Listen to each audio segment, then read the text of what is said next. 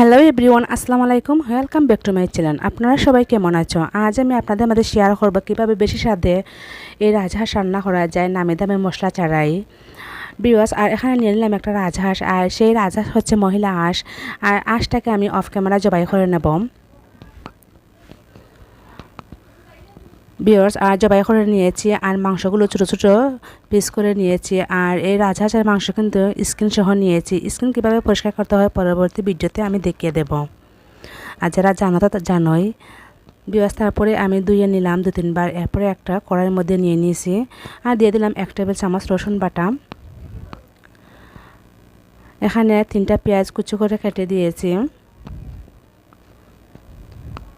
আর দিয়ে দেবো 1 টেবিল চামচ আদা বাটা।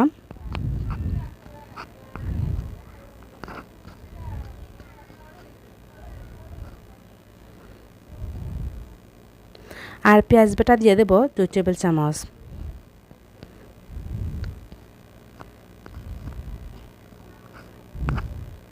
তারপর দিয়ে দেব শুকনো উপকরণগুলো: 1 টেবিল চামচ লাল মরিচের গুঁড়ো, 1/2 টেবিল চামচ ধনিয়া গুঁড়ো, 1 টেবিল চামচ হলুদ গুঁড়ো,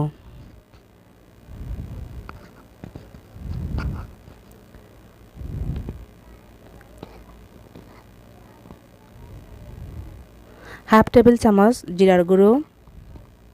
তারপরে এখন দিয়ে দেব প্যাকেটের যে মশলা, মাংসের মশলা কিনতে পাওয়া যায়, দিয়ে দেব 2 টেবিল চামচ।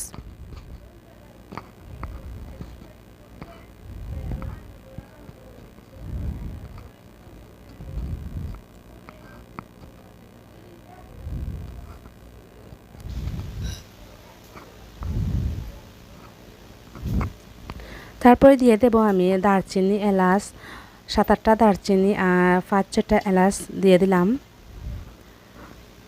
আর দিয়ে দেব স্বাদ মতো লবণ।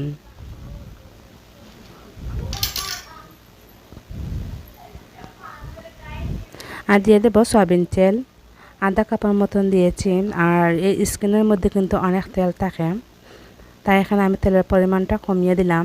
তারপরে এই মাংসগুলা মশলার সাথে হাত দিয়ে মেখে নেব। আর এভাবে কিন্তু হাত দিয়ে মেখে রান্না করলে মাংসের টেস্টটা দ্বিগুণ বেড়ে যায়।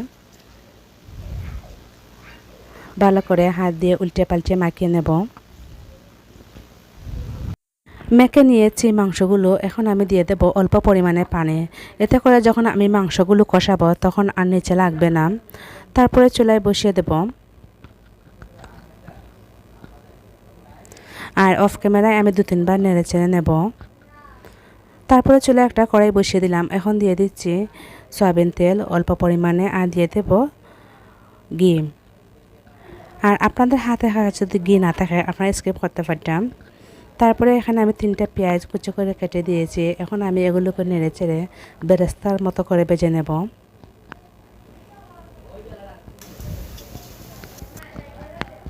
তারপরে অল্প পরিমাণে মেথি এখন আমি এই তেলের মধ্যে ভেজে নেব। আর এই মেথি দেওয়ার কারণে কিন্তু হাঁসের মাংসের মধ্যে কোনো গন্ধ থাকবে না। আর যারা গন্ধ মনে করো তারা এভাবে মেথি দিয়ে রান্না করতে পারতাম। আর তেলের মধ্যেও আমি 1 মিনিটের মতো মেথিগুলো ভেজে নিচ্ছি। তারপরে ঠান্ডা করে আমি এগুলো অফ ক্যামেরায় তেল সহ আর ঘি সহ আমি ব্লেন্ডার করে নেব। এভাবে করে পেঁয়াজ বেরেস্তা করে দিলে তাকায় স্বাদটা কিন্তু দ্বিগুণ বেড়ে যাবে। তারপরে অন্যদিকে আমি চিকেনগুলো কষিয়ে নিয়েছি। তারপরে এগুলো নেড়ে চেড়ে দিচ্ছি। আর এই চিকেন কষাতে সময় লেগেছে আমার 1.5 ঘন্টা।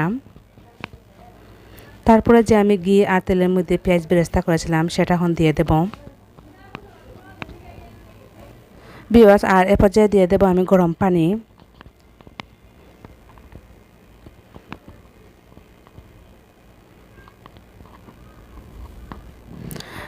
আর এখানে আপনারা আরও ঝোলের পানিটা আরও বাড়িয়ে দিতে পারবেন আপনারা যদি বেশি ঝোল পছন্দ করেন। আমি ঝোল কম পছন্দ করি, তাই ঝোলের পরিমাণটা কম দিলাম। এটা রান্না করার পর আরও শুকিয়ে আসবে। বলক আসার পর আরও 10-12 মিনিটের মতো রান্না করে নিয়েছি।